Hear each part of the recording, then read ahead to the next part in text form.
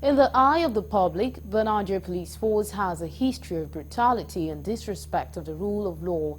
They are often accused of disregard for human rights, violent suppression of protest, infringement of fundamental rights, abuse of discretionary power, and corruption. This notion has pitched the public against police, who is solely saddled with enforcing security of lives and properties of the people. And this is not good because the importance of the police to the society cannot be overemphasized. Galaxy News correspondent Levy Joseph takes a look at this scenario in this report.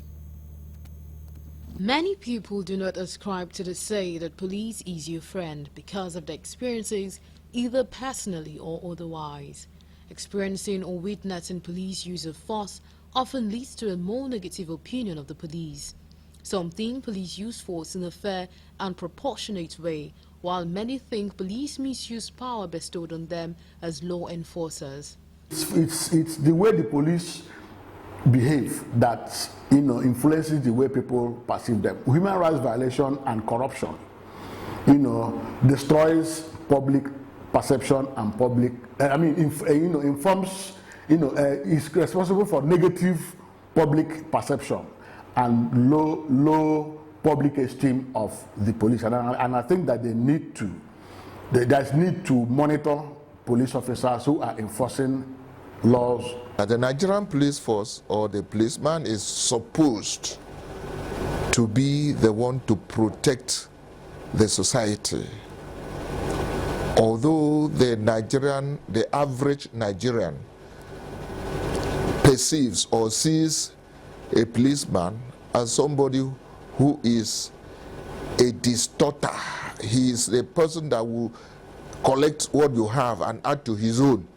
Though the public perception of the police is somehow on the negative side and the public confidence in the Nigerian police is low and unfavorable, it is out of place for public to attack police officers or station while venting their grievances.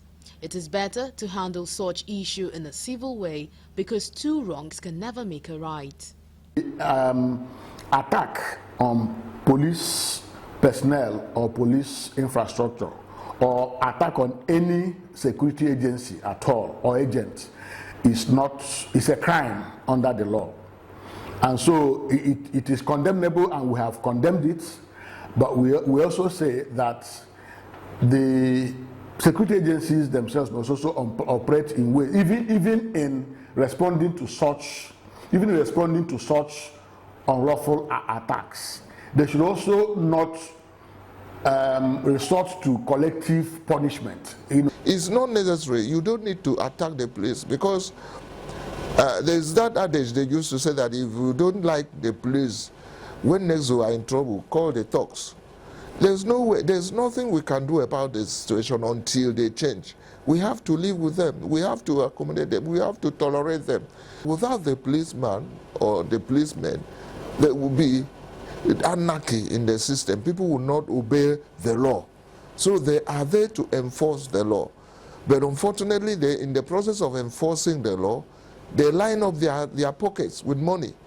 And that makes the society to be annoyed with the police. Because of the importance of police in the society, there is need for constant training and retraining of officers, and police authority should have a functional mechanism to punish any erring officers and reward the good ones so as to serve as detriment to others and create healthy rivalry among police officers.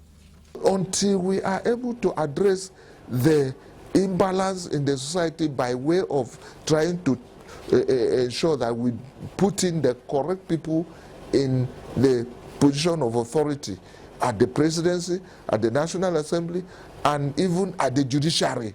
Until we are able to do that, we will still have this issue of corruption from the police and anybody that is in a position of authority.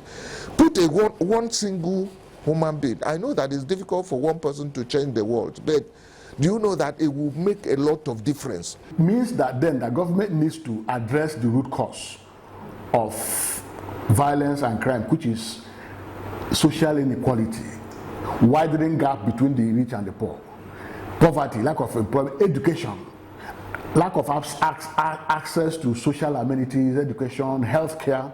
People cannot even feed.